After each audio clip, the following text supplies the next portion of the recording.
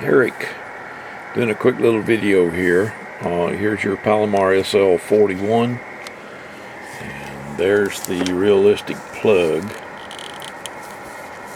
It's got that catch thing on it. You have to press it in and get it out. Sometimes it works too good. Let me put down the camera.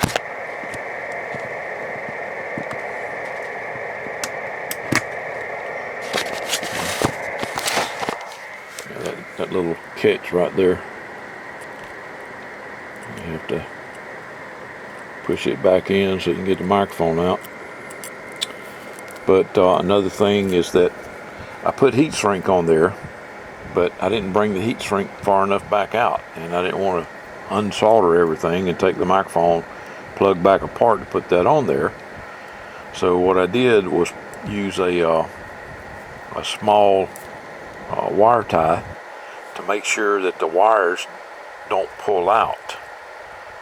It's clamping that wire in place, but I wanted to show you it working. Here's a TRC 465.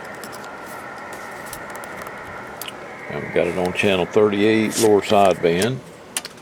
Hello, 1 2 3 4 5 5 4 3 2 1. Now this radio here is off frequency. Let me switch to AM.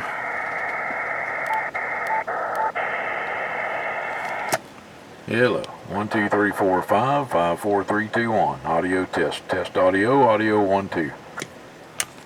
I don't know if you could even hear that. Hello, 1 2 3 4 5 5 4 3 2 1. Audio test. Hello, audio. Audio 1 2. Okay. You can see it keys, and the radio receives when it's unkeyed. So, all right, sorry it took so long, but what a pain in the ass. If I have to do another one of these, I think I'm gonna charge $100. No way I can get this damn thing out with one hand. I think my fingers are too big. There we go. All right, I'll get it boxed up and sent out to you. There's your box. And I hope you enjoy it.